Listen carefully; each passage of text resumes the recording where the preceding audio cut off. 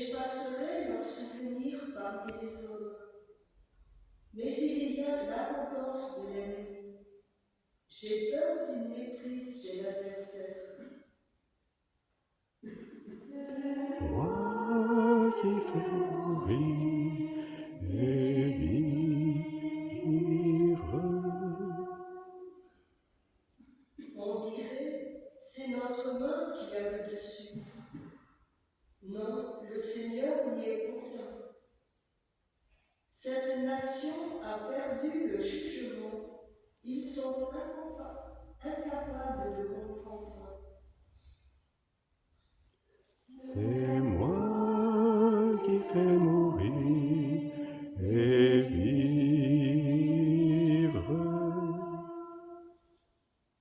Se peut-il que par un seul, 1000 hommes soient poursuivis, et que par 2, 10 000 soient en fuite, sans que leur rocher les ait vendus, que le Seigneur les ait livrés? C'est moi qui fais mourir et vivre.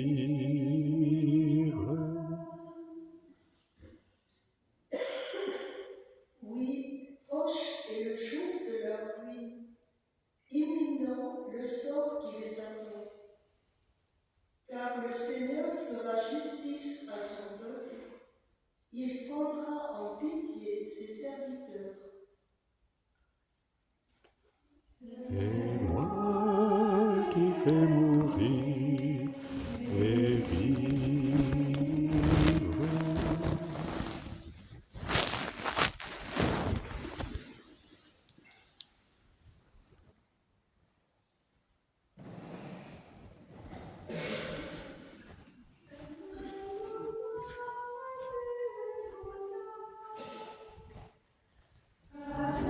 Alléluia, Alléluia.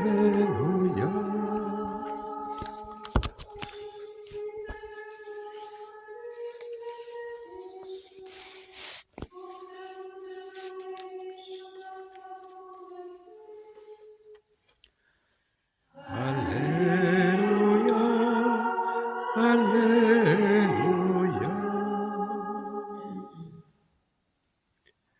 Le Seigneur soit avec vous.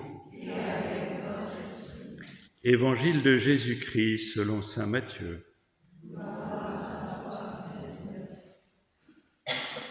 En ce temps-là, Jésus disait à ses disciples, « Amen, je vous le dis, un riche entrera difficilement dans le royaume des cieux.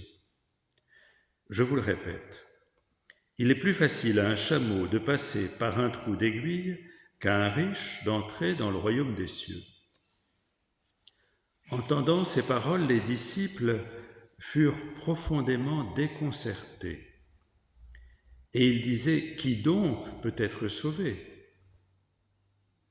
Jésus posa sur eux son regard et dit, « Pour les hommes, c'est impossible, mais pour Dieu, tout est possible. » Alors Pierre prit la parole et dit, « Voici que nous avons tout quitté pour te suivre. Quelle sera donc notre part ?»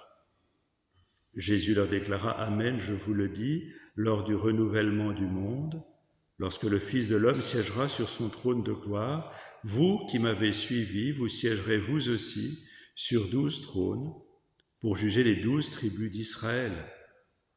Et celui qui aura quitté à cause de mon nom des maisons, des frères, des sœurs, un père, une mère, des enfants ou une terre, recevra le centuple, et il aura en héritage la vie éternelle. Beaucoup de premiers seront derniers, beaucoup de derniers seront premiers. » Acclamons la parole de Dieu.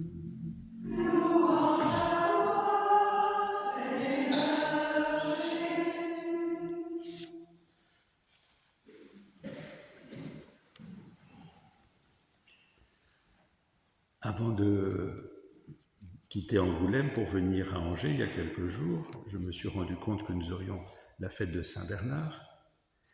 Donc j'ai été regarder dans des textes de Saint-Bernard et je suis tombé providentiellement sur la page 287 Vous la connaissez bien sûr. C'est une très belle page. Je vous en lis quelques mots. C'est l'entrée dans cette chambre qui est le lieu de la paix de Dieu. Et saint Bernard écrit ceci: Ô lieu de la véritable paix,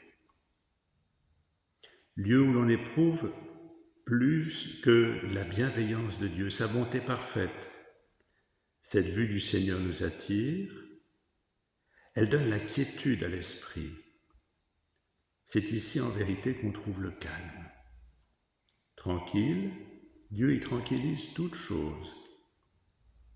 Et le contempler dans son repos, c'est se reposer soi-même. C'est dans le sermon 23e sur le Cantique. Entrer dans ce repos. Alors, simplement, pour rentrer dans cette chambre, la porte est étroite. C'est ce que nous dit l'Évangile d'aujourd'hui. Je pensais ce matin, mais qu'est-ce que c'est qu'être riche? Qu'est-ce qu'être riche? Puisqu'apparemment, ça pose un problème d'être riche. Et il me semble que être riche, dans le sens de l'Évangile, c'est n'avoir besoin finalement ni de Dieu, ni des autres. D'être dans une forme d'autonomie parfaite où l'on se satisfait de ce que l'on a, de ce que l'on est. Je pense à ce riche qui a un pauvre devant chez lui, là, un pauvre qui s'appelle Lazare. Ben, le riche, voilà, il est content, il a tout ce qu'il faut. Ou bien cet homme d'hier qui finalement est assez satisfait dans sa justice, dans ses biens matériels et spirituels. Alors que dans tout l'Évangile, qu'est-ce qui est mis en valeur finalement? Les petits, les malades, les pécheurs. Pourquoi? Parce qu'ils n'ont pas en eux-mêmes ce qu'il leur faut. Ils ont besoin de la grâce, ils ont besoin du Seigneur, ils ont besoin de ce frère qu'est Jésus-Christ, qui est en même temps, qui se révèle comme Dieu. Et je pensais à cette phrase de Paul Botiquet qui est devant le tableau de l'enfant prodigue de Rembrandt, qui est très beau aussi ça. Et Paul Botiquet dit « Il faut misère pour avoir cœur. Il faut misère pour avoir cœur. Notre assurance, continue-t-il, n'est plus en nous, mais en celui qui nous aime. Notre assurance n'est plus en nous, mais en celui qui nous aime. » Et que le Seigneur, ce matin, nous donne d'entrer dans ce lieu de la véritable paix, qui est le lieu de la tendresse de Dieu. Et pour ça, qu'il nous donne un cœur de pauvre, qui ne se satisfait pas de lui-même, mais qui a soif de fraternité, soif de Dieu.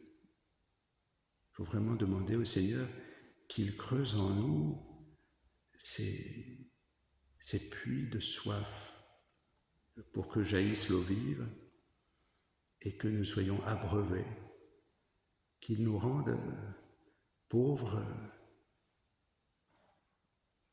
de lui, pauvres de tout en dehors de lui, pour que tout ce que nous vivons puisse être imprégné de la douceur de sa présence. Tranquille, Dieu y tranquillise toutes choses, et le contempler dans son repos, c'est se reposer soi-même.